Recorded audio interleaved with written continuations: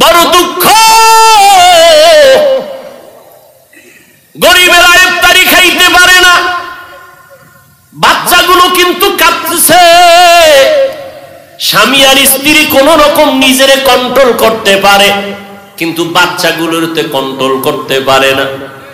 ইফতারির সময় কার ঘরে না মোবাইল আছে?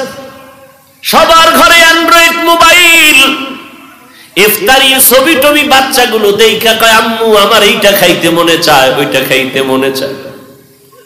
মা কান্না করে বলে, বাবা অপেক্ষা করো, তোমার বাবায় কামাই করে যদি আনতে পারে তো দিতে পারো। বাবায় যখন রোজা রইয়া সারাটা দিন কষ্ট করে ঘরে আসছেন, বলে বাচ্চাগুলো এই জিনিস খাওয়ার জন্য কান্না করেছে। বাবাও কাঁদে, আল্লাহ এমন গরিব বানাইছো, সন্তান আমার চোখের পানি ধরে রাখতে পারি না রে মালিক। বড় লোকেরা কত খাইয়া ফালাইয়া দেয়, তারপর আমগো গরিবের দাওয়াত দেয় না। আমাদের বাচ্চাগুলোরে কিছুই দেয় না, একটা জামা কাপড় দিতে চায় না, যাও দেয় তাও থার্ড ক্লাসের কাপড়। ঈদ চলে যাইতেছে, একটা ভালো জামা দিতে পারি না, কাপড় দিতে পারি না। রমাজান তোমাকে শিক্ষা দেয়, ও বড় লোকেরা গরিবের হক আদায় করো। থার্ড ক্লাসের কাপড় দিয়া মানুষকে দেখাইও না তুমি ধনী। আমার মাওলার পক্ষ থেকে তুমি রহমত পাইবা না, বরকত পাইবা না। গোপনে গোপনে দিয়া দাও, দেখবা তোমার টাকা তুমি নিজে কেন, তুমি মইরা গেলে তোমার 10 বংশ খাইয়াও শেষ করতে পারবে না। গরিবের হক আদায় করার মাস এই রমাজান, শিক্ষা গ্রহণ করো। ও আল্লাহর বান্দারা, কত আরামে আমরা সাহারি খাই। অনেকে ভোর রাতে মন ভরিয়া পেট ভরে খানা খাইতে পারে না, বাজার করার টাকা নাই। ও ভাই, কর্মচারীর টাইম মতো বেতনটাও পায় না, দেয় না। ও আল্লাহর বান্দারা, কি রমাজান তোমাকে শিক্ষা দিল, আল্লাহর ভয় তাকওয়া অন্তরে জমা করে নাও। ওই গরিবের খাওয়াইলে ও তোমার জন্য দোয়া করবে। ও ভাই, হাদিস কি শুনো নাই? নবী বলেছেন গরিবেরা ধনী লোকের 500 বছর আগে জান্নাতে যাবে। এজন্য নবী বলেন, আমি গরিবের বেশি ভালোবাসি। ও আল্লাহ, তুমি আমার এই গরিবের সাথে জান্নাত দিও। আমি গরিবের বড় মহব্বত করি, আমি এতিমের বড় মহব্বত করি, কারণ আমি এতিম, আমার মা নাই, আমার বাবা নাই। আল্লাহ আমার নবীর এতিম বানাইয়া বুঝাইছে, নবী এতিমের দুঃখ কত। খন্দকের যুদ্ধ, নবী পরীক্ষা খননে লেগে গেলেন। সাহাবায়ে কেরাম কাজ করে, গর্ত খনন করে, পাথরওয়ালা জমিন, ঠাডা ভাঙ্গা রৌদ্র। নবী নিজেও কাজ করতেছেন। যেই নবীর শরীরের মধ্যে মশা মাছি পড়া হারাম, সেই নবী কাজ করতেছেন। ও নবীর উম্মতেরা, এবার কিছুক্ষণ পর একদল সাহাবায়ে কেরাম নবীর সামনে দাঁড়াইলেন। নবী গো, কাজ করতে পারি না, ক্ষুধার তৃষ্ণা সইতে পারি না। জামাটা উঠাইয়া নবীরে দেখাইতেছেন, নবী ক্ষুধার কারণে একটা পাথর পেটের মধ্যে বেঁধে রাখছি, তারপরও কাম করতে পারি না, কষ্টের কাম। নবী বলে, তোমরা কি ভাবছো আমি বুঝি আরামে খাইয়া তোমাদের কষ্ট দেই? মায়ার নবী, দয়ার নবী, রহমতের নবী জামা মোবারকটা উঠাইয়া কয়, দেখ তোমরা ক্ষুধার কারণে পাথর পেটে বেঁধেছো একটা, আর আমি নবী পাথর বেঁধেছি 2টা। নবীর এই কাহিনী দেখা কান্নার আওয়াজ। দো জাহানের সরদার আমার মায়ার নবী না খাইয়া কষ্ট করে 2টা পাথর বেঁধেছেন। একটু পার্শ্বে এক সাহাবীর ঘর, দৌড়াইয়া গিয়ে কয়, বিবি ঘরের মধ্যে কোনো খানা আসেনি? বলে সামান্য আটা আছে, একটা বকরির বাচ্চা আছে, 2-3 জন খেতে পারবে মতো। দৌড়াইয়া গিয়ে কয়, মায়ার নবী গো, আপনি না খাইয়া কষ্ট করবেন মেনে নিতে পারি না, আসেন আমার ঘরে দাওয়াত নেন। কানে কানে কয় ৩-৪ জনের খানা আছে নবী, আপনি সহ আসেন। ফেলাস করবেন না, প্রচার করবেন না। নবী সাহাবীর কথা শুই না, উঁচু কণ্ঠে বলে শত শত সাহাবাদের সামনে, আসো ওর বাড়িতে দাওয়াত, চলো আমরা তার বাড়ি যাব, রেডি হও। সাহাবীর উঠাছেনি মাত্র ২-৩ জনের খানা। নবীকে বললাম গোপনে, কিন্তু নবী সবাইরে দাওয়াত দিলেন। শত শত সাহাবা দৌড়াইয়া গেছে আবার ঘরে। বিবি কয় মনটা বেজার কেন? কয় নবী তো না জানি আমারে বিপদেই ফেলে দিল নাকি। বলে কি? কয় আমি গোপনে নবীর কানে বললাম ২-৪ জনের খানা আছে, আসেন। কিন্তু মায়ার নবী ওপেনে বলে দিলেন, শত শত সাহাবাদেরকে বলেন চলো দাওয়াত আমার বাড়ি। আল্লাহর বান্দি সাহাবীর স্ত্রী যেমন তেমন সাধারণ নারীর মতো না, যথেষ্ট পরিমাণ ত্যাগ স্বীকার করার অভ্যাস নিয়ে ঘরে আছেন। এবার আল্লাহর বান্দি স্বামীকে সান্ত্বনা দিয়া বলেন, ও স্বামী আমার, কথাটা রহমতের নবী বলেছেন? বলে হ্যাঁ। নবী যেহেতু বলেছেন কোনো পেরেশানি করার দরকার নাই, কারণ আমার নবীর জবানের কথা কোনোদিন বৃথা হতে পারে না। সান্ত্বনা দিছে স্ত্রী, কোনো পেরেশানি দেয় নাই। এইবার আবার নবীর কাছে আইছে। নবী কয়, এই সাহাবী, পেরেশান হয়েছো? কোনো পেরেশানি নেই, যাও ঘরে যাও। ঘরে গিয়া বিবিরে রুটি বানাইয়া একটা পাত্রের মধ্যে ঢাইকা রাখতে বলবা, আমি আইসা সেই পাত্রের ঢাকনা উঠাবো আমার হাতে। বকরির গোশত একটা পেয়ালায় রাখতে বলবা, ঢেকে আমি এসে উঠাবো। সাহাবী আবার দৌড়াইয়া রুটির পেয়ালা ঢেকে রাখলেন, গোশতের পেয়ালা ঢেকে রাখলেন। শত সাহাবায়ে কেরাম নিয়ে নবী গেলেন। এবার গোশতের পেয়ালা এনে দাও, ঢাকনা সহ রুটির পেয়ালা এনে দাও। নবী বরকতের হাতে ঢাকনার ভেতর থেকে রুটি উঠাইয়া রুটির মধ্যে গোশত দিয়া লাইনে লাইনে সবাইরে দিতেছেন, পেট ভরে খাও। শত শত সাহাবায়ে কেরাম পেট ভরে খাচ্ছেন। সবাই সবাই পেট ভরে খাওয়ার পর মায়ার নবী ওই পেয়ালা আর ওই রুটির পেয়ালা, গোশতের পেয়ালা ঢাকনা সহ বলে, ও সাহাবী ঘরের মধ্যে নিয়ে যাও। সাহাবী বলতেছেন, শত সাহাবাদের নবী দিয়া আমাদেরকে ফিরাইয়া দেওয়ার পরে ঘরের মধ্যে গিয়া দেখি আগের গোশত রুটি এখনো সেইভাবেই আছে।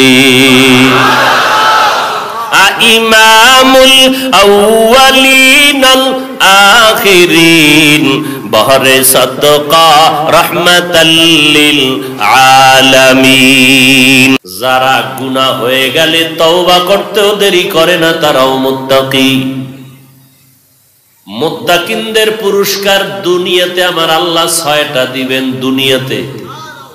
আখিরাতে দিবেন 2টা। আখিরাতের 2-এর 1 হলো বিনা হিসাবে জান্নাত। আখিরাতের 2য় পুরস্কার হবে আল্লাহর সাথে ডাইরেক্ট মোলাকাত। আল্লাহর সাথে মোলাকাত হয়ে যাবে। ভাইরা আমার, আল্লাহর সাথে মোলাকাত মুত্তাকিনদের জন্য, বিনা হিসেবে জান্নাত মুত্তাকিনদের জন্য। দুনিয়ার মধ্যে পুরস্কার 6টার মধ্যে একটা পুরস্কার হলো, ইয়া আইয়ুহাল্লাযীনা আমানু ইন তাত্তাকুল্লাহ ইয়াজআল লাকুম ফুরকানা। যারা তাকওয়ার উপরে চলবে আল্লাহ তাদেরকে ফুরকান দান করবেন। ফুরকান মানে আল্লাহর দেওয়া একটা নূর, আলো। আলো কি করবে সে আলো দিয়া? মা ফুররিকা বিহি বাইনাল হাক্কি ওয়াল বাতিল। আল্লাহর দেওয়া সে নূরের আলোর মাধ্যমে বান্দা হক আর বাতিলকে পার্থক্য করে আল্লাহর দেওয়া নূরের আলো দিয়ে সে হকের উপরে মজবুত হয়ে চলবে। কেউ তাকে পিছপা করতে পারবে না, লাইনচ্যুত করতে পারবে না। মানুষ সঠিক রাস্তা থেকে লাইনচ্যুত হওয়ার একমাত্র কারণ দুনিয়ার লোভ। হকের থেকে লাইনচ্যুত হওয়ার কারণ কি? হুব্বুদ দুনিয়া রাসু কুল্লি খাতিয়া। মদিনার নবী বলেন, দুনিয়ার মোহাব্বত হলো সমস্ত ক্ষতির মূল কারণ। قال النبي صلى الله عليه وآله وسلم من أحب دنياه أضر بآخرته ومن أحب آخرته أضر بدنيا فآثروا ما يبقى على ما يفنى। পয়গম্বর বলেন, উম্মতেরা, দুনিয়ার মোহাব্বত যদি অন্তরে জমা করে নাও তুমি আখিরাত থেকে বঞ্চিত। আখিরাতের মোহাব্বত যদি অন্তরে জমা করো দুনিয়ার মোহাব্বত তোমার থেকে বঞ্চিত। অতএব তোমরা ক্ষণস্থায়ী দুনিয়ার মায়া ত্যাগ করো, চিরস্থায়ী আখিরাতের মায়া অন্তরে জমা করে নাও। কারণ দুনিয়ার হায়াতের একটা সেকেন্ডের কোনো গ্যারান্টি নাই।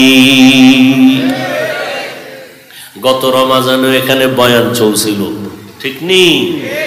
অনেক আল্লাহর বান্দা ওই বয়ানে ছিল, আজকেও বয়ান চলে, কিন্তু আপনার আমার চোখের সামনে আজ অনেকেই নাই।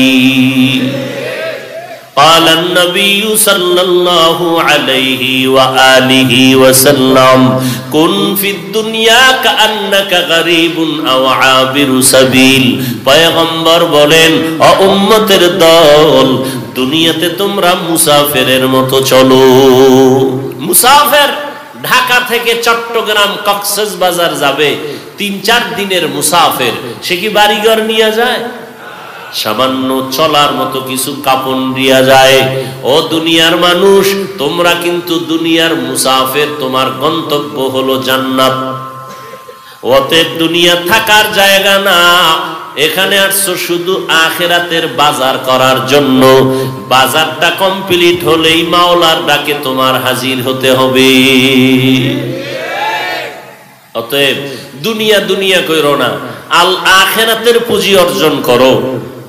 যেখানে পাইবে ছাই কুরাইয়া লইবে, তাই পাইলেও পাইতে পারো অমূল্য রতন। লা ইয়াগুররান্নাকা তাকাল্লুবুল লাযীনা কাফারু ফিল বিলাদ মাতাউন কলিলুন সুম্মা মাওয়াহুম জাহান্নাম ওয়া বিইসাল মিহাদ। কাফের মুশরিক বেঈমানের বানানো গুলশান দেইখা পাগল হইও না। আল্লাহ তোমারে যে গুলশানের জান্নাত দিবে, এক জান্নাত বিশাল দুনিয়ার 10-এর সমতুল্য। এত বিশাল জান্নাত দিবেন। অতএব দুনিয়ার সৌন্দর্য না, এই সৌন্দর্য আজ আছে কাল থাকবে না। হযরত আলী রাদিয়াল্লাহু তাআলা আনহু বলেন, আদ-দুনিয়া জিফাতু ওয়া তুল্লাবুহা কিলাব। দুনিয়া মৃত্যু জন্তুর মতো, আর এর পেছনে যারা পাগলের মতো দৌড়ায় এরা কুত্তা। হযরত আলী বলেছেন। কে বলেছেন? আলী। কে সে আলী? 10 বছর বয়স যখন হযরত আলী নবীজির হাতে কালেমার দাওয়াত কবুল করেছেন। কয় বছর? আপনার ছেলে মেয়েরা 15-20 বছর হইছে রোজা রাখে না। এরকম যুবক যুবতী আছে না নাই? কিয়ামতের দিন অনেক আমলওয়ালা মা বাবারাও সন্তানের কারণে আসামির কাঠগড়ায় দাঁড়াতে হবে, সন্তানের অপরাধের কারণে। আল্লাহ হেদায়েত দান করুন। হযরত আলী 10 বছরের সময় মদিনার নবীর হাতে কালেমার দাওয়াত কবুল করেছেন। হাসরের কঠিন সময় আল্লাহ যদি ডাক দেন, অল্প বয়সে আমার নবীর দাওয়াতকে গ্রহণ করেছো, কেউ দাঁড়াবে না, হযরত আলী দাঁড়াবেন। নবী আলীর জন্য দোয়া করলেন, আনা দারুল হিকমা ওয়া আলিয়ুন বাবুহা। আমি হলাম ইলম ও হিকমতের ঘর, আর এই ইলম ও হিকমতের ঘরের দরওয়াজা হযরত আলী। ইলমে রায়ে জাজু করদন বেহিসাব, খলকে রাদাদন জওয়াবে বাসওয়াব। দুনিয়া নামক ক্ষণস্থায়ী স্বপ্নকে তোমরা বাস্তবায়নের চেষ্টা করবা না। অনেকে ঘুমের মধ্যে মজার মজার স্বপ্ন দেখে, বিমানে ঘুরতেছে, সৌদি চলে গেছে, বিমানে কানাডা চলে গেছে, স্বপ্নে ঘুরতেছে বিমানে, বিশাল বড় গুলশান বাগান, বেহেশতের বাগানের মতো, বসে বসে আঙ্গুর খায়, বেদানা খাইতেছে, কতজন খেদমত করতেছে।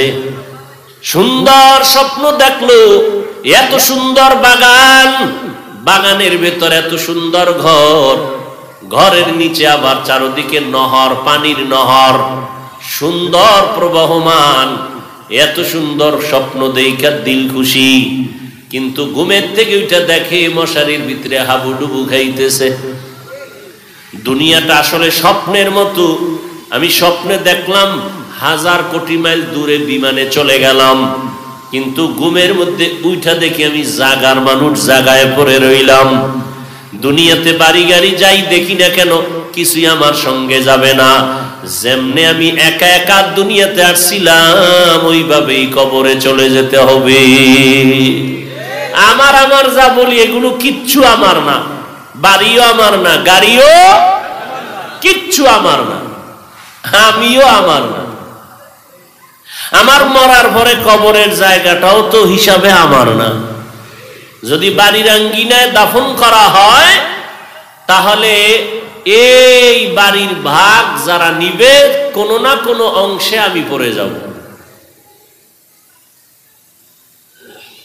এজন্য দুনিয়াকে পিছে ফেলে দাও। আল্লাহর নবী বলেন, ও দুনিয়ার মানুষ, তোমাদের জন্য দুনিয়া সৃষ্টি করা হয়েছে, তোমাকে দুনিয়ার জন্য সৃষ্টি করা হয় নাই। আন্নাকুম খুলিকতুম লিদ-দুনিয়া খুলিকতুম লিল আখিরা, তোমাদেরকে সৃষ্টি করা হয়েছে আখিরাতের জন্য, আর দুনিয়া সৃষ্টি করা হয়েছে তোমার গোলামির জন্য। তো গোলাম আমাকে খুঁজবে, আমি কেন গোলামকে খুঁজবো? টাকা আমার জন্য, আমি টাকার জন্য না, অতএব টাকা আমাকে খুঁজবে, আমি কেন টাকা খুঁজবো? সম্মান আমার জন্য, আমি সম্মানের জন্য না, অতএব সম্মান আমাকে খুঁজবে, আমি কেন সম্মান খুঁজবো? এজন্য বলেছিলাম, মানুষ লাইনচ্যুত হওয়ার একমাত্র কারণ দুনিয়ার লোভ। কিসের লোভ? এই দুনিয়ার লোভ 3 প্রকার: হুব্বে যা, হুব্বে মাল, হুব্বে নিসওয়ান। সম্পদের লোভ, সম্মানের চেয়ারের লোভ, যৌবনের লোভ। এই 3 লোভে পড়িয়া মানুষ আল্লাহকে ভুলে যায়, হিতাহিত জ্ঞানকে শূন্য করে দেয়। মানুষ আর মানুষের কাতারে থাকে না, মানুষত্বহীন হয়ে যায়। এজন্য বাংলাদেশের একটা জেলা আছে গোপালগঞ্জ, আসেনি? ওই গঞ্জের মধ্যে একটা থানা আছে টুঙ্গিপাড়া। কথা কন না কেন? ওই টুঙ্গিপাড়ার মধ্যে একজন মহা ব্যক্তি শুয়ে আছেন, স্বাধীনতার স্থপতি মরহুম শেখ মুজিবুর রহমান সাহেব। আছে না নাই? তার জিয়ারতে রাজনৈতিক সিস্টেমে অনেক রাজনৈতিক ব্যক্তিরা যায়নি? ওখান থেকে 2-3 কিলোমিটার দূরে জগৎ বিখ্যাত একজন কুতুবুল আলম, আল্লাহ তাআলার প্রিয় বান্দা শুয়ে আছেন, শামসুল হক ফরিদপুরি রহমাতুল্লাহ আলাইহি। নাম শুনেন নাই? ঢাকা লালবাগ মাদ্রাসা, মালিবাগ বড়কাটারা মাদ্রাসা, ফরিদাবাদ মাদ্রাসা, বিবারিয়ার ইউনিসিয়া মাদ্রাসা, বড়, এগুলো হযরতের হাতের ছোঁয়া লাগানো। শামসুল হক ফরিদপুরি রহমাতুল্লাহ আলাইহি প্রাথমিক কিছু লেখাপড়া বাংলাদেশে করে জেনারেল লাইনে কলকাতা আলিয়ায় গিয়া ইংলিশের উপরে ডিগ্রি নিলেন। এত বড় দক্ষ, যোগ্য, এলেমে, আমলে, তাকওয়ায়, যাকে দুনিয়ার সব বাহাদুরেরা পর্যন্ত নাম শুনলে ভয় পাইত।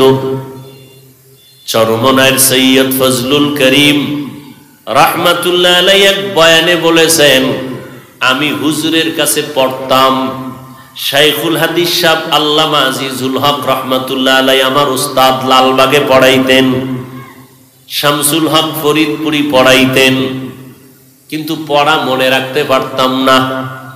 শামসুল হক ফরিদপুরি রাহমাতুল্লাহ আলাইহি একদিন আমার পিঠের উপর একটা থাপ্পড় দিলেন, সেদিন থেকে আমার জেহেন খুলে গেছে। সেই শামসুল হক ফরিদপুরি রাহমাতুল্লাহ আলাইহি বলেন কোন এক বয়ানের মধ্যে যে দুনিয়াতে সব মানুষ পাগলের দল। বলেন না কেন? একটা মানুষ নেই যে পাগল না। কেউ টাকার পাগল, কেউ ক্ষমতার পাগল, কেউ চেয়ারের পাগল, কেউ সম্মানের পাগল, কেউ নারীর পাগল, কেউ গাড়ির পাগল। কি ঠিক নেই?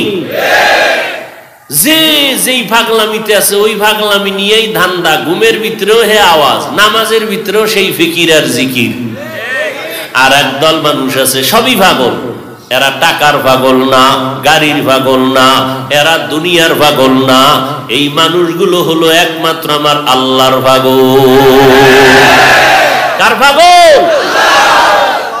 আল্লাহর পাগল। عن أبي سعيد الخدري رضي الله تعالى عنه قال النبي صلى الله عليه وسلم أكثروا ذكر الله حتى يقال إنه مجنون أو كما قال النبي عليه الصلاة والسلام। মদিনার নবী বলেন, ও দুনিয়ার উম্মতেরা, তোমরা আল্লাহর ইবাদতের মাধ্যমে আল্লাহকে এত বেশি পরিমাণে স্মরণ করো যেন লোকেরা তোমাকে পাগল বলে। বলেন না কেন? কি বলে? পাগল বলে।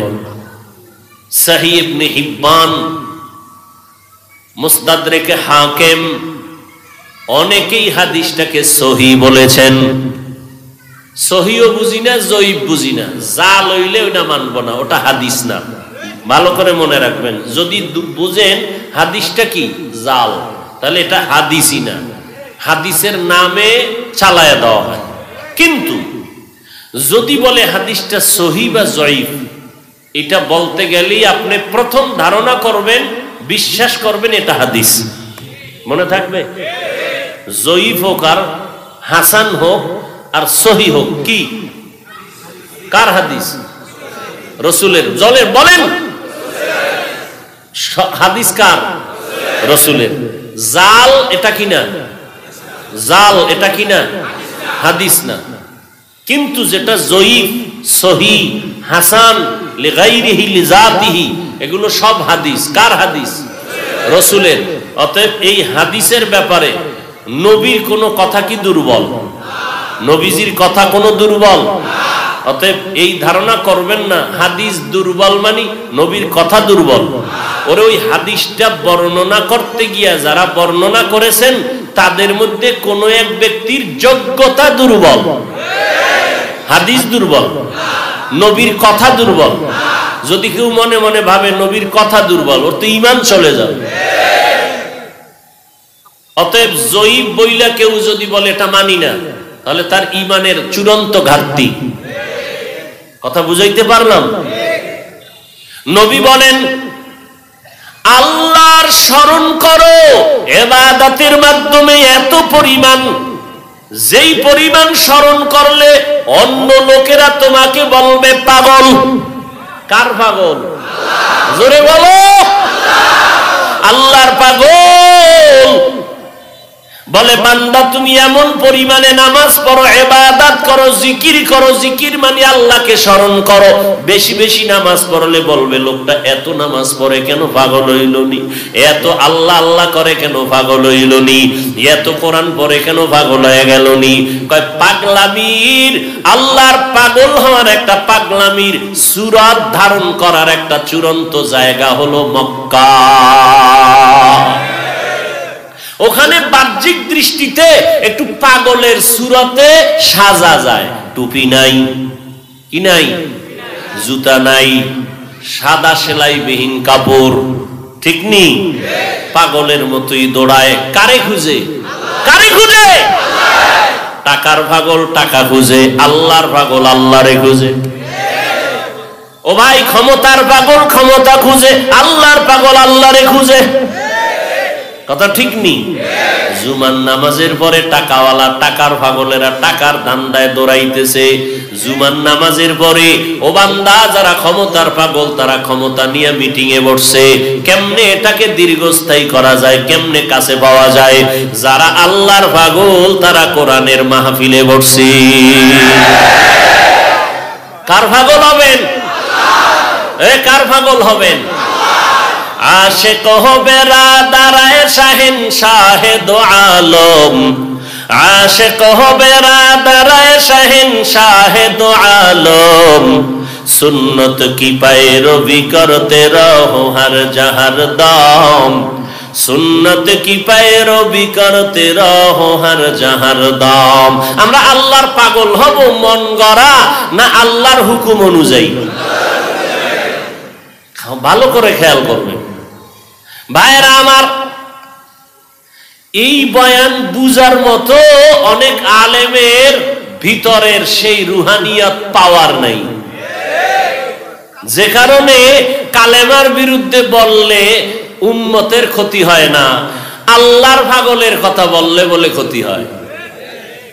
আল্লাহ হেদায়েত দান করুন, আমাদের হেদায়েত দান করুন। কারণ হেদায়েতের দোয়া করি ঠিক, এটাও সত্য যারা নবীজির বিরোধিতা করে, সাহাবাদের বিরোধিতা করে, এদের হেদায়েত নাই, এদের হেদায়েত নাই। বড় কঠিন বিষয় ভাইরা আমার। আল্লাহ পাক রব্বুল আলামিন বলেন,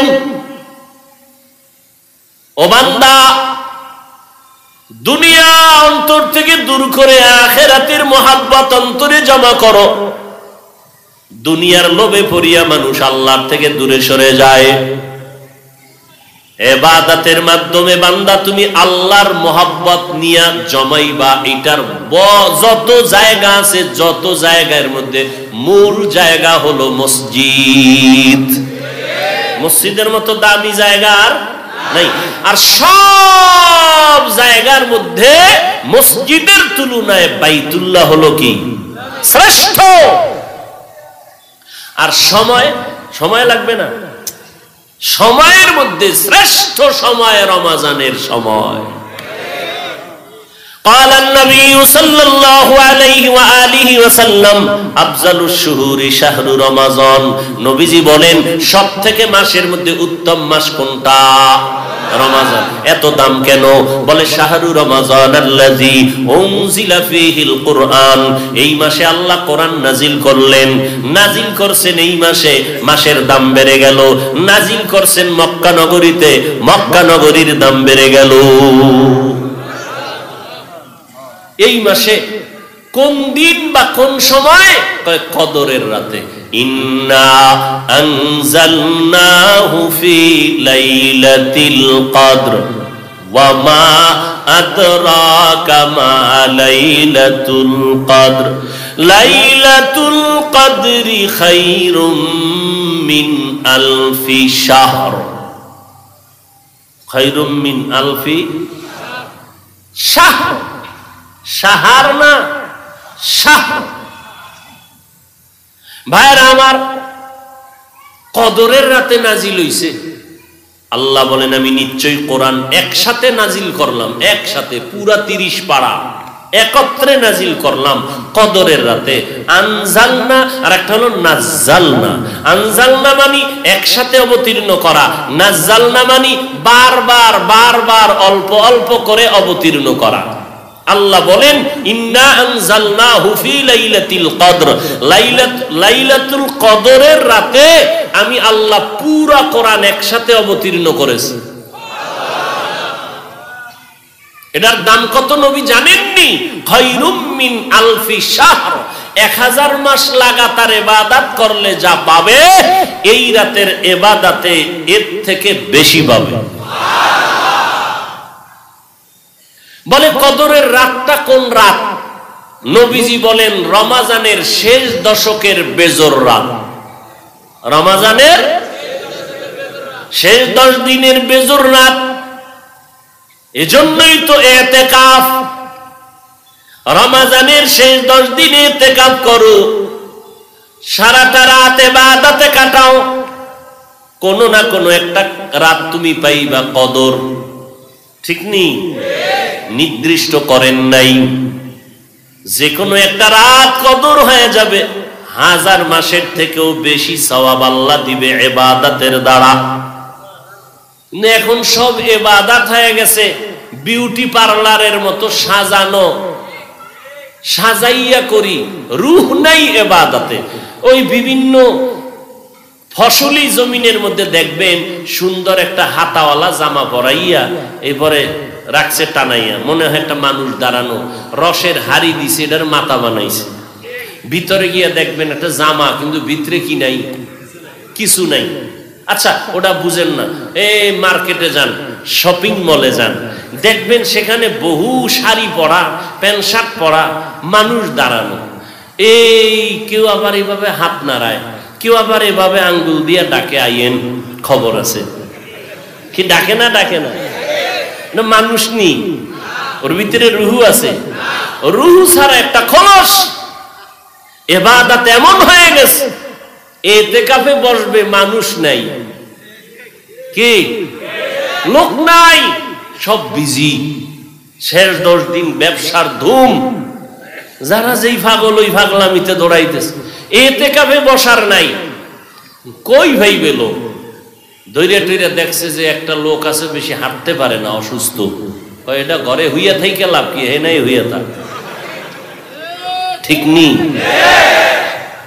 এইবার কানা এমনি হুমু না, ঘরে হইলে তো মাইয়া ভোলা দেখমু, কানা কিছু টাকা দিন, কত যাওয়া যায়। ঠিক নি? ওজন গেছে বিশাল এক বোখারির মতো, ল্যাপটপ নিয়ে ঢুকছে মসজিদে, সারাটা দিন ওই মোবাইল নিয়ে বইরে থাকে, না কোরআন শরীফ পড়তে জানে না কিছু জানে, এর নিয়ে মসজিদে এক কোনায় ফেলায় রাখছে। বাস ইতিকাফ, টাকা দিয়ে বসা। ওরে ইতিকাফে তো বসবে যুবকরা, যারা ইবাদতের শক্তিওয়ালা, কোরআন পড়নেওয়ালা। ওই 10 দিনে কমপক্ষে 1 খতম দিবে, সারা রাত ইবাদতে কাটাবে, গোটা এলাকাবাসীর জন্য কলিজা ভরে দোয়া করবে। হায় হায় হায়, আল্লাহ হেদায়েত দান করুন। রমজান কোরআন নাজিলের মাস, বেশি বেশি কোরআন পড়ো।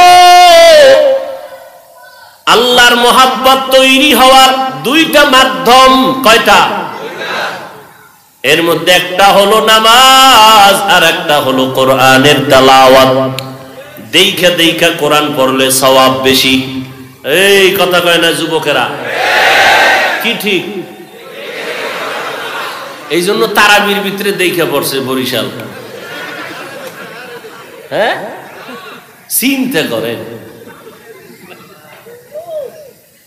তাও কি কোরআন শরীফ দেখছে, মোবাইল মোবারক। মাওলার ধরা বড় কঠিন। কয়দিনের চালাকি, এই বাতিলেরা যত চালাকি করুক আগাইতে তো পারে না। কেন? আল্লাহর কোরআনের একমাত্র টিপস, জাহাল হক ওয়া জাহাকাল বাতিল। এ জমিনে যতদিন হক থাকবে বাতিলের খাওয়া নাই। এই বাতিলের আঙ্গ পিছে লাগছে কেন জানেন? ওদের চালাকি বাজারজাত করতে পারে না। কেন? বাজারজাত করতে তো আর আমগো কাছে আসে না, ওরা সাধারণ মানুষের কাছে যায়। ওরা ঠিকই বাজারজাত করে ঠিক না, আমগো আহলে হকদের কারণে তা পারে না, বিলীন হয়ে যায়। এই জন্য এখন ওদের বিরুদ্ধে না লেগে আমাদের বিরুদ্ধে লাগছে। এই বাতেলেরা কোনদিন ভণ্ড পীর নিয়া, নাম করা ভণ্ড পীর, এদের নিয়ে কোনদিন লাইভে আসবে না। চরমনাই নিয়ে আসবে, দেওবন্দি নিয়ে আসবে, কওমি নিয়ে আসবে। কেন? ওদের বাজার নষ্ট করে দেয় এরা। কারণ ওরা আহলে বাতিল এটা ধরার মতো কষ্টি পাথর আছে আহলে হক আলেমদের কাছে। ভাইরা আমার, যতই প্রপাগান্ডা ছড়াক না কেন, আল্লাহর কোরআনের ঘোষণা সূরা বনী ইসরাঈলে আল্লাহ বলেন, হক যখন আসবে বাতিল পালাবে, বাতি যখন জ্বলবে অন্ধকার দূর হয়ে যাবে। আহলে হকরা যতদিন ময়দানে থাকবে, যেখানে যেখানে কদম লাগাইয়া বয়ান করবে, এরা আহলে হকের বাতি জ্বলবে। আমগো যেখানে ঢুকাও, যেখানে যেখানে হকের বাতি জ্বালায় দিবা, ওখানের পরিবর্তন চলে আসবে ইনশাআল্লাহ। এই জন্য বাতিলেরা দেখবেন আমাদের কোন মাহফিল দিলে ওরা আলাদা মাইক বাজায়। কেন? ওদের লোকগুলো যেন আমাদের প্রোগ্রামে আসতে না পারে, কারণ জানে আসলেই কাইত। ওই যে সেদিন কোথায় বয়ান করলাম, ওই যে হবিগঞ্জ, আমাদের আশরাফি সাহেবের বাড়ি, হিন্দু সহ বেদাতি যারা মিছিল করছে, সাইনবোর্ড ভাঙছে, এরা বয়ান শুনে কয় নবীর, এদের হিসাব আছে হ্যাঁ হেরে কয় নবীর মোহাব্বতের বয়ান এত সুন্দর তো বলল, খারাপ তো কিছু বলে নাই। পিসাব কয় এত ভালো ভালো না। কি পরিমাণ বাতিল চিন্তা করেন। এখন ওদের লোক চিন্তায় পড়ে গেছে, না এই ধান্দাবাজের কাছে থাকা যাবে না। যেখানে গেলে একটু কান্না আসবে, যেখানে গেলে একটু আমল বাড়বে, যেখানে গেলে একটু আখেরাতের কথা স্মরণ হবে, এখানেই আমরা যাব। যত বিরোধিতাই করো, বিরোধিতা করাটাও আমাদের জন্য রহমত। আবু জাহিল্লা ঘুরে, এই মোহাম্মদের কাছে যাবি না কেন? পাগল, এতদিন আলামিন কইয়া হঠাৎ করে পাগল কও কেন? এবার সবাই কেনা ভালো মানুষটা পাগল হয়ে গেছে, তাহলে দেখতে যাওয়া দরকার। দেখছেন নি, আমগো গ্রামের ভাষায় কয় না, সাকু নাড়া দিস না।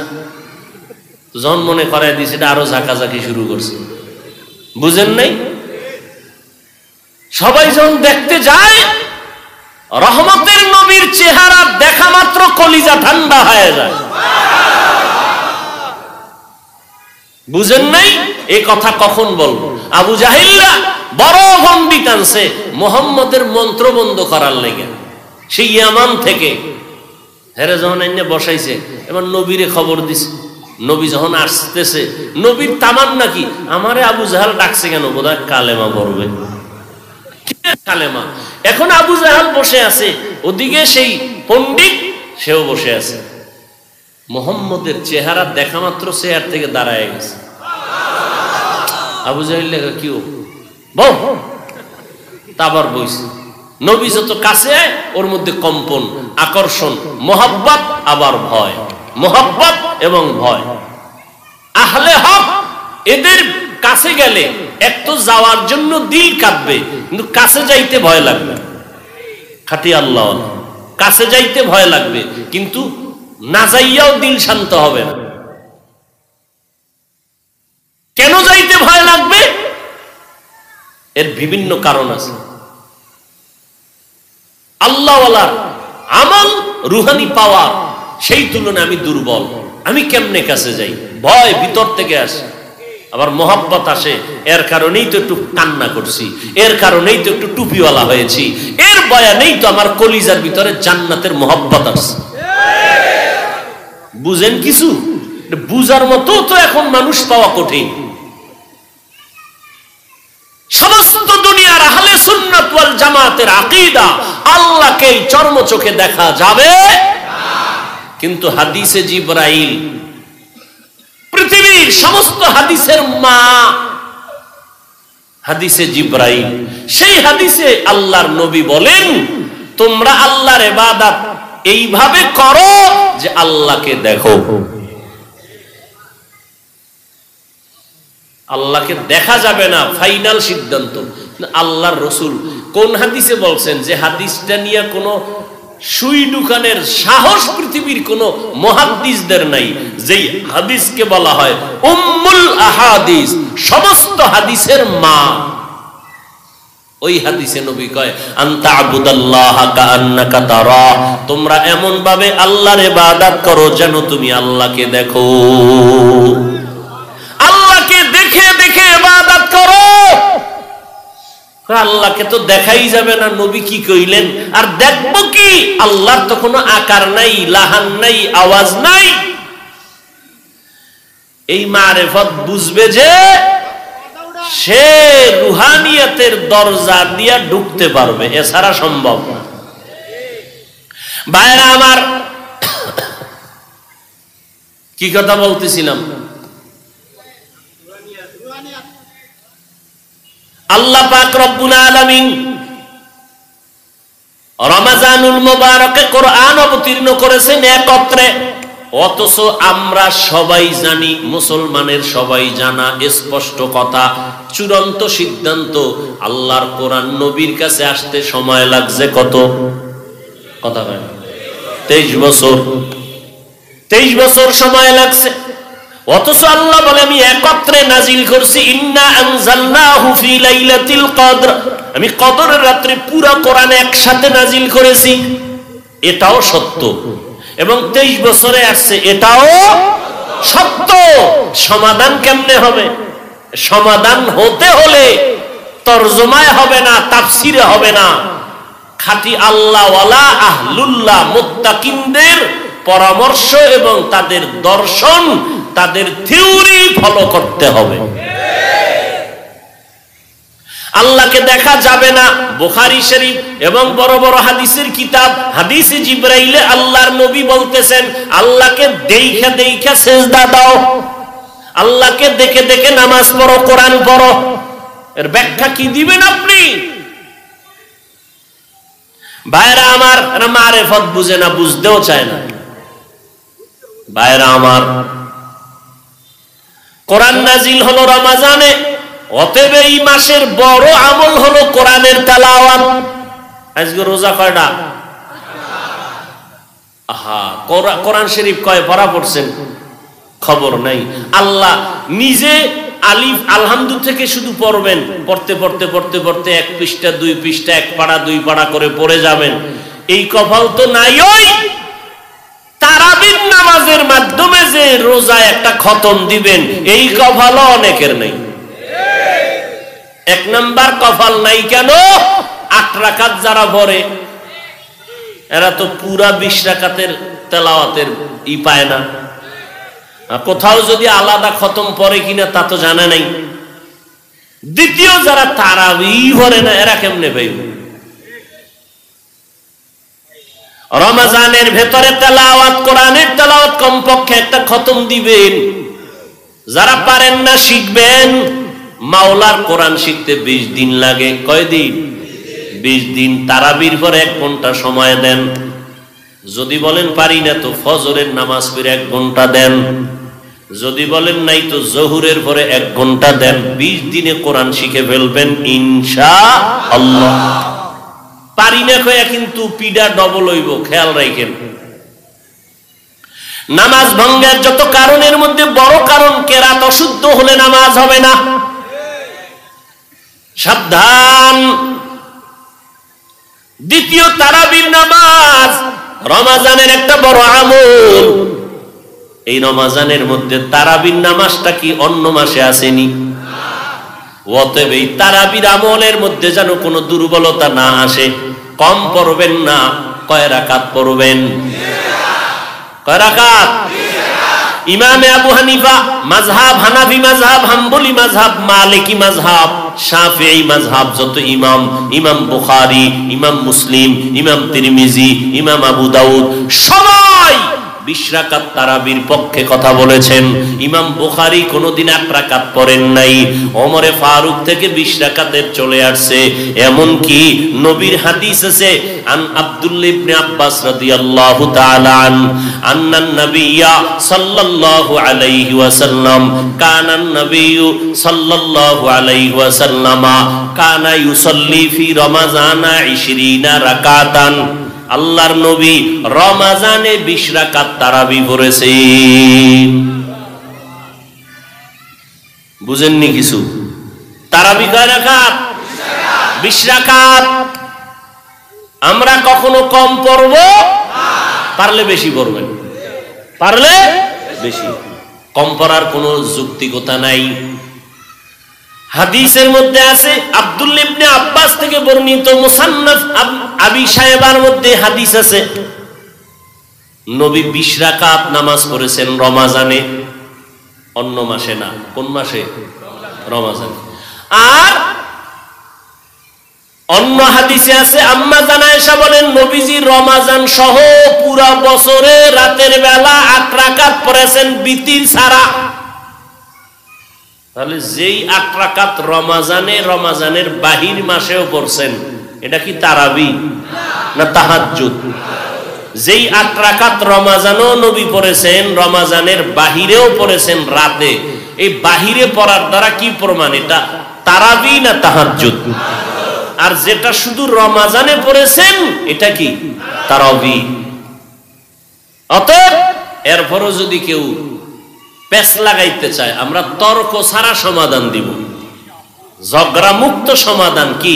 কোনো তর্ক নাই। তুমি 8 রাকাতের উপরে যখন পাক্কা রেডি হয়ে গেছো, তোমার মাথা ঠান্ডা হবেই না, তো তোমার শুধু মাথা ঠান্ডার জন্য তোমাকে সাপোর্ট দিলাম। কি?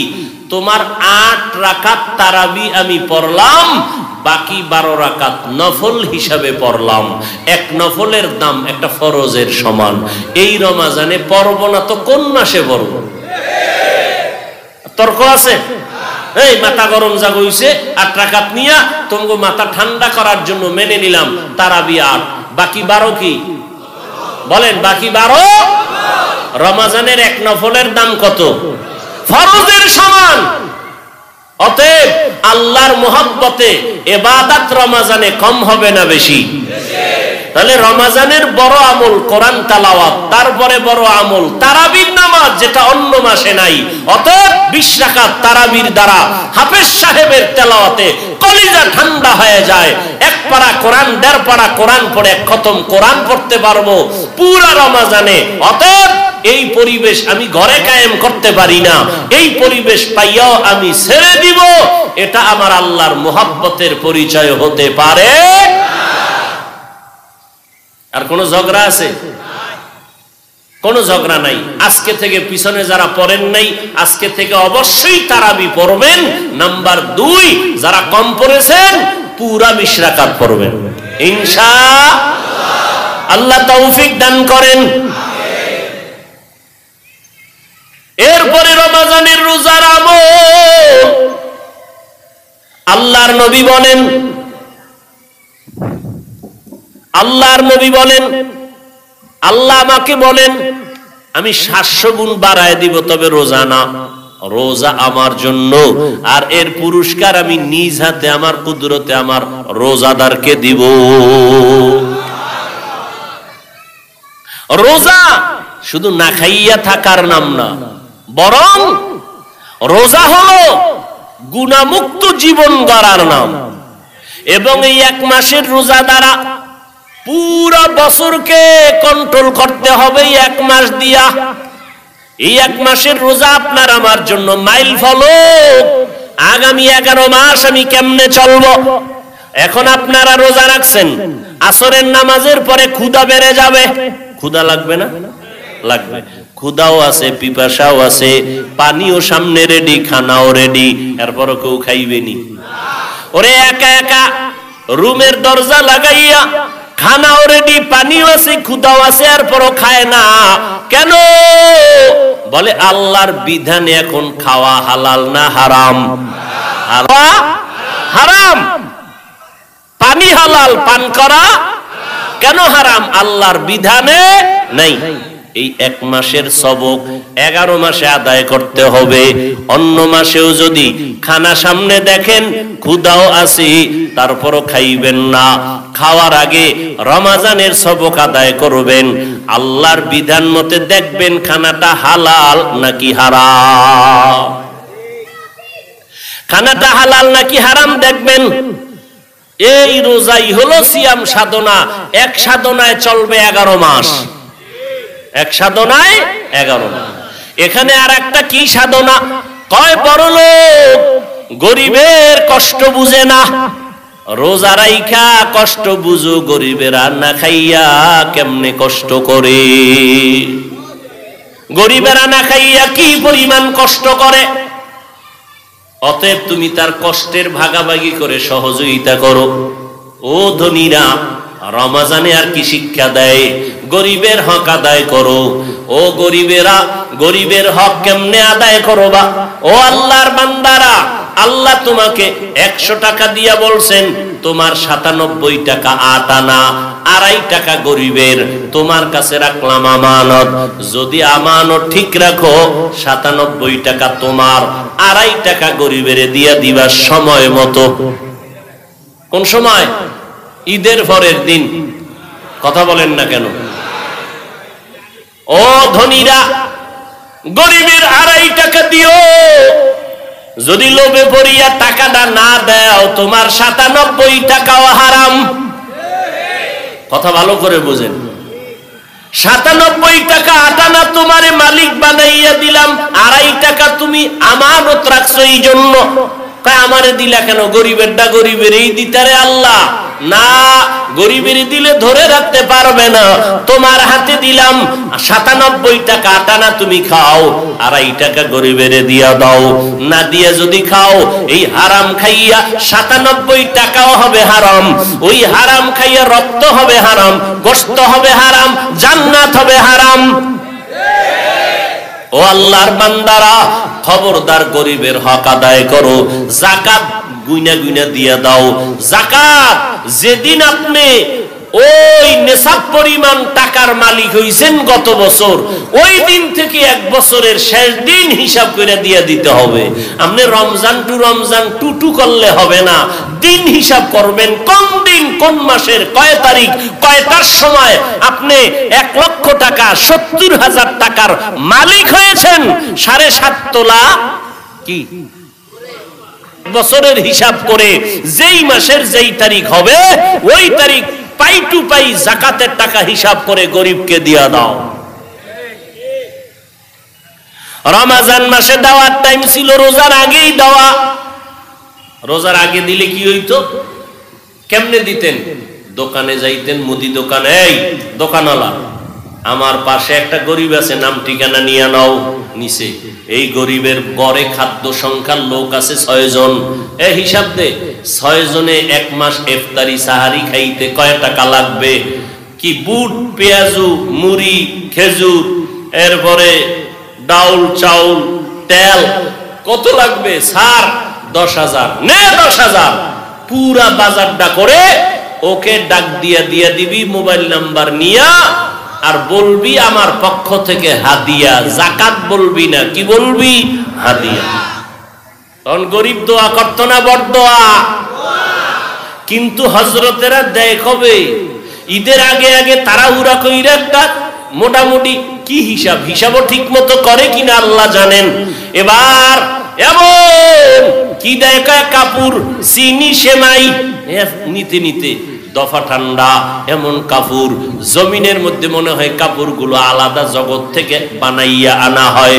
এই কাপড় 12 মাসের মধ্যে কোনো কাপড়ের দোকানে পাওয়া জনমের থার্ড ক্লাসের কাপড়, ঠিক নেই। আবার দোকানওয়ালারাও সাইনবোর্ড লাগাইছে যাকাতের থার্ড ক্লাসের কাপড় পাওয়া যায়। এখন না নিলে কিন্তু রোজার পরে পাবেন না। এটা অন্য জগতের তৈরি, এই সুতা মানুষের চোখে ধরে না। কাপড়টা নিয়া বাসায় যাওয়া পর্যন্ত শুধু গালি। এটা ফকিন্নির বাচ্চাটা কি এর ধনী? ওরে আল্লাহ টাকা দিছে, ওর মাইয়া ভোলা এডি ভরবে নি, ওর ভাতিজা এডি ভরবে নি, আরে আর 500 টাকা বাড়াইয়া আর একটু ভালো দিলে কি মইরা যাইতো নি? আসলে টাকা হইলে কি হইব, লোকটা ফকিরনি। দেখছেন নি দিছে সওয়াবের জন্য কি পরিমাণ গালি আসতেছে বিসমিল্লাহ সারা। দোয়া হয় না বড় দোয়া?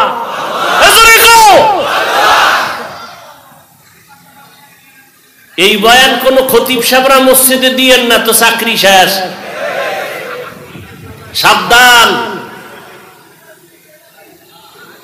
ভাইরা আমার, বরকতের খানা গরিবের দিবেন, গরিব দোয়া করবে, এই দোয়াটা আপনার কাজে লাগবে।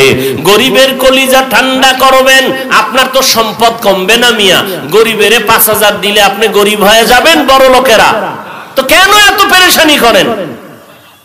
গরিবের যত দিবেন ও আপনারটা খাইয়া আপনার জন্য দোয়া করবে, আল্লাহ আসমান থেকে আপনার সম্পদ বাড়ায় দিবে। গরিবের হক আদায় করেন ও আল্লাহর বান্দারা, খবরদার আরেকজনেরটা পাওয়ার জন্য আরেক দল তাকায় থাকে, উল্টা পাল্টার হিসাব, উল্টা পাল্টা সব জায়গায় চলতেছে না। আল্লাহর মোহাব্বত নিয়ে সব কাজ করবেন। কেউ আবার বসে থাকে মাইয়ার বাড়ির থেকে আমার ইফতারি আসবে, পোলার বাড়ি, এও ঝামেলা আছে না নেই? সব ভণ্ডামিতে ভরে গেছে দুনিয়া। ভাইয়েরা আমার, কেউ খুশি হয়ে দিল এটা আলাদা কথা, এইটা নিয়ে আবার কথা কেন? এটা নিয়ে আবার আরি কেন? রাগ কেন? অভিমান কেন? ভাইরা আমার, অথচ নবী ইসলাম কত সুন্দর। বিয়ার সময় ছেলের বাড়ি অনুষ্ঠান করবা না, মাইয়ার বাড়ি অনুষ্ঠান করবা না, খবরদার, কারণ মেয়েটাকে বাবায় কষ্ট করে লালন পালন করেছে।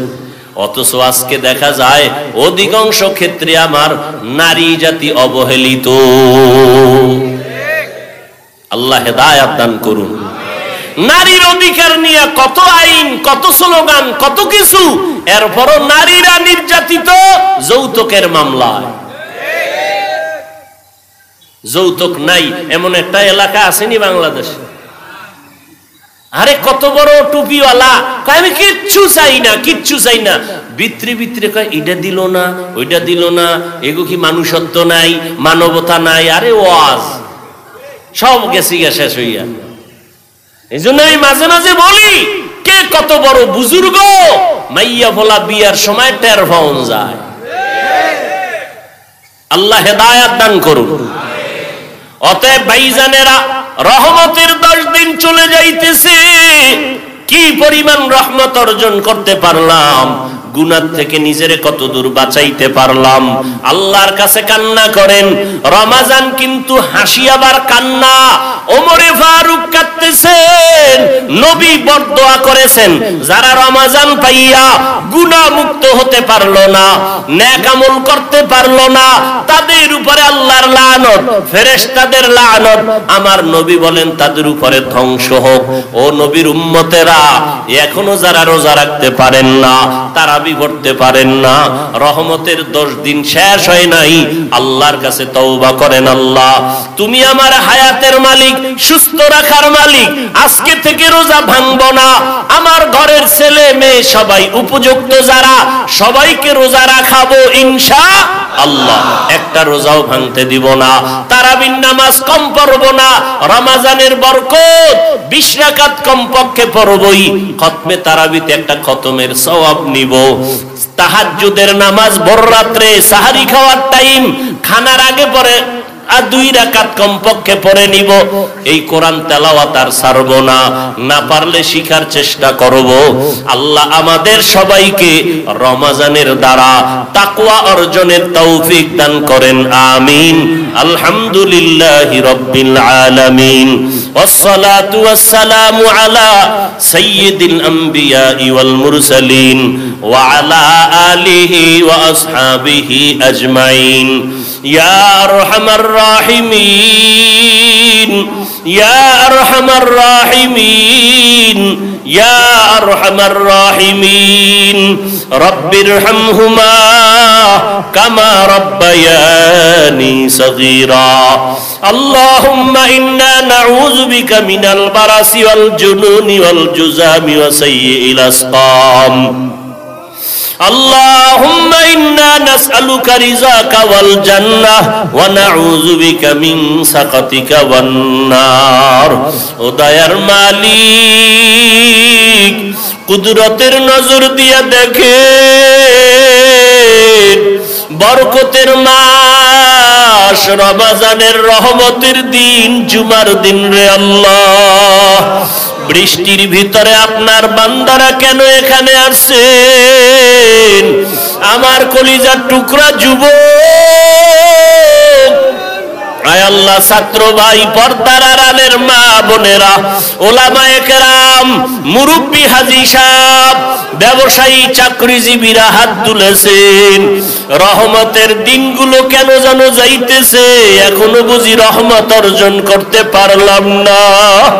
আয় আল্লাহ, চোখের গুনাহ, জবানের গুনাহ, হাতের গুনাহ, কানের গুনাহ, অন্তরের পরিকল্পনার গুনাহ। আয় আল্লাহ, গত রোজায় কত আপনারা আশিকরা বেঁচেছিলেন, এই রমজানে অনেকেই দুনিয়ায় নাই। আয় আল্লাহ, আমরা এই রমজানে আছি, আগামী রমজানে থাকবো কিনা জানা নাই। ও আল্লাহ, রমজান আমাদের জন্য রহমতের কারণ বানাইয়া দেন, রহমত আমাদের জন্য মাগফিরাতের কারণ বানাইয়া দেন, রমজান আমাদের জন্য নাজাতের ওসিলা বানাইয়া দেন। আয় আল্লাহ, এখনো রোজার হক আদায় করতে পারি না রে মালিক, তারাবির নামাজের হক আদায় করতে পারি না রে আল্লাহ। আয় আল্লাহ, দুর্বলতা আপনার কাছে পেশ করলাম, ক্ষমা করে দেন।